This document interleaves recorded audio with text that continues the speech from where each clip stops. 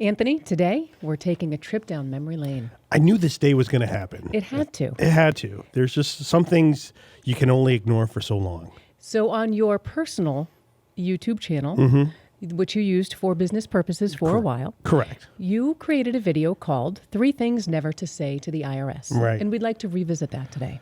Yes. This was created and uploaded on June 15th, 2009. Right. And it currently has 227,516 views. Yeah, this is the one. This is is the the one. one. This is this video. It's really something else.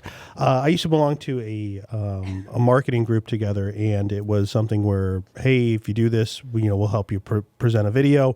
And the idea was, you do this video, burn it to DVD, and then mail it to people who have a federal tax lien filed against them, and this will Convince them that, hey, I'm the guy for you. And it's kind of embarrassing now because as I look at it, it's incredible. I can't even watch the whole thing; it just makes me squirm so much. It was recorded in Denver in February of 2008 at a hotel in downtown Denver. It was a lot of fun. My dad and Taryn went. We had beautiful weather, and there's a few things that people who comment on the video. Is it going to get? It's going to be starting. Why don't you run it, Chen? Okay, we're going to be starting it now. So this was your interviewer, right? Who I never met in my life.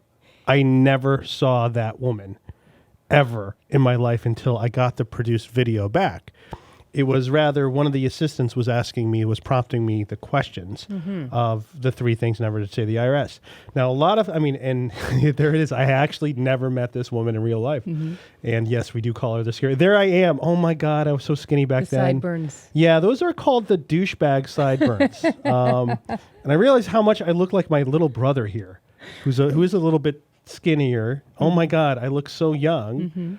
And like we say there, you're not reading from a teleprompter. I am not. Half of the commenters believe you are. And there was a teleprompter down below. It was there.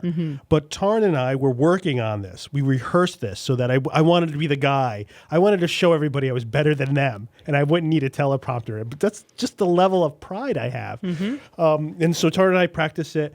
And I went in. I'm like, I don't need a teleprompter. I did a few ad-libbing too, put it in my own language. Taryn and I really worked on some things. And at this point, I was practicing law for 6 years. Didn't sound that impressive. So Taryn came up, say you're practicing for the better half of a decade. Nice. Huh? Taryn was my first hire. And no one can ever, surpass Taryn. And he's still with us.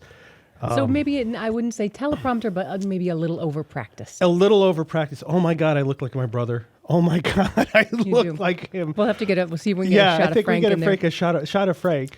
All right, but what we realized as we watched this is that the message in the video is actually spot on. Yeah, that's what's crazy through this whole thing. It was sort of a cheesy marketing effort.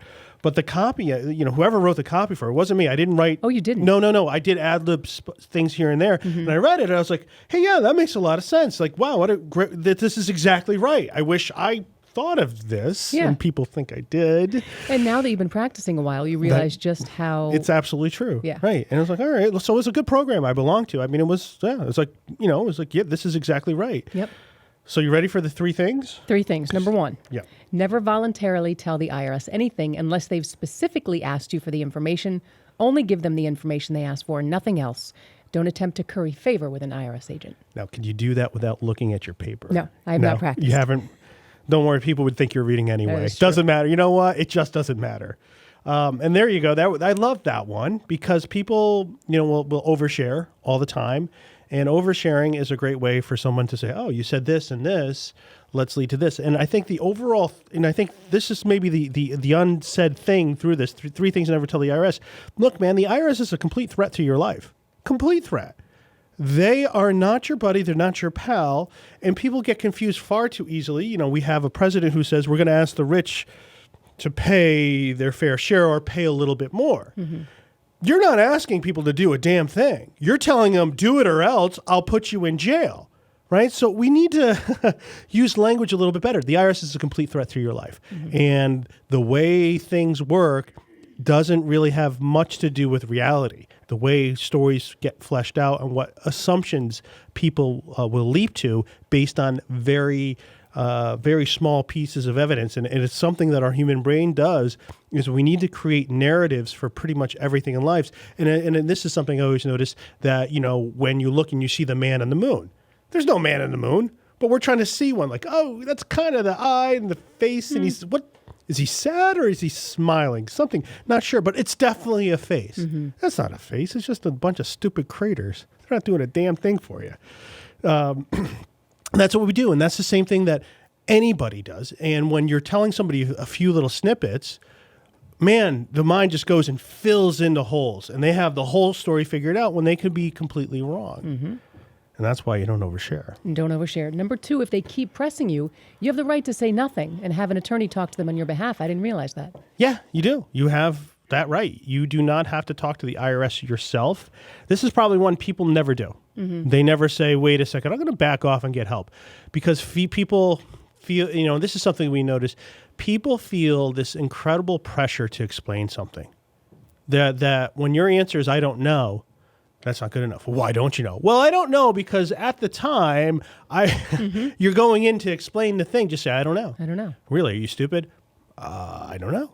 And I think it's similar to a lot of the times people, I think, obviously would be more likely to use it if they're being questioned by the police, maybe not realizing they can do it with the IRS. But, I mean, it's not going to make you look guilty. I think that's a fear of a lot of people. Well, you already look guilty. The problem you're being asked, you're being asked questions, you already look guilty. Now, are you going to give them enough statements to continue further? The thing that made you look guilty is getting arrested, and I think that's from Breaking Bad, which is a great quote. That's absolutely cracked me up when I heard that. People in even criminal situations, people always talk too much. And we were just watching that YouTube video. Yeah, we'll talk about that. We're going to talk about that a little bit, and just sort of this why it's so ridiculous to do it. And I advised a client the other day, charge something. I'm like, shut up. Don't do anything. And it feels like bad. Like, you really? You're going to tell them not to say anything? Like, they don't have a case. Shut up. Just shut up. And it will go away. No one has ever talked themselves out of trouble. Maybe into trouble, but not out of trouble. All right, number 3. Should you stretch the truth a little bit? Yeah, no, because it's always great to be caught in a little bit of lie that hangs you for something stupid. And a lot of times, people, when you're negotiating with the IRS to repay something, there's a financial statement, a collection information statement, a 433A, 433B. People have gone and lied on those, and because they thought whatever the IRS, they couldn't work something with the IRS, so they went and lied on it, and they've done time. And the thing is you really don't need to. If you know the rules inside and out, and you know what you can kind of get away with being honest, as my older brother says, Anthony, you do a remarkable job of hiding the truth in plain sight. Okay. And I'm like, okay. So I'm honest. Lying on a form and also lying to an IRS employee, both criminal offenses. Yes. Yeah. Wow. Yep. You could be charged, you could be put in prison. So if you're not completely sure about something, you recommend to say... Yeah, if you're not completely sure what the answer is or why the hell they're asking it, what do you mean by that? And this has happened, we just had a case where somebody was dealing with the IRS themselves, and it was basically a form he knew he had to file. But he was dealing with a brother who died and passed away, and he was going to get around to it, right? And he got around to it a few months later, but they said, well, on this date it was due to be filed. So why didn't you file it? And he goes, I just couldn't be bothered. And so like, oh, buddy, you're in trouble now because you knew about that form that day. Regardless of the fact that you were going to file it a couple months later, we don't give a dang. Here it is. So there was a $25,000 mistake. We were able to get that down a little bit. So that's basically because at that point it would be considered willful.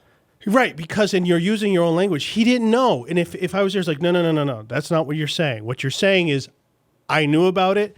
I didn't realize the time was that sensitive. I was going to get around to it. I knew about it. I was doing it. I was under a lot of pressure. I didn't realize it had to be done then. that would have been a much better answer, but he didn't know why they were asking it. And so he just goes in with, well, they can't be completely unreasonable, right? They're going to ask me to pay my fair share. So you say you can't. You say I can't recall or I don't know. Yeah, those and are the I like best that. answer. I can't recall. I don't know. Because really, under pressure like that, sometimes you really can't remember every detail, and every Right. detail And is so important. in every detail, the context of what you're saying. And people, the IRS is great at taking things out of context and putting a few things out of context to create a story that's false. And that's what happens. Happens in criminal proceedings all the time. I did a lot of criminal defense work, and all of the cases I had, there was something completely BS about the charge that was obvious once you looked through it. Now, I'm not going to say these guys I was representing were saints and didn't do other crimes. Not saying that, but I am saying that the crime that they were currently incarcerated for or were charged with was founded on some piece of BS. It was not true.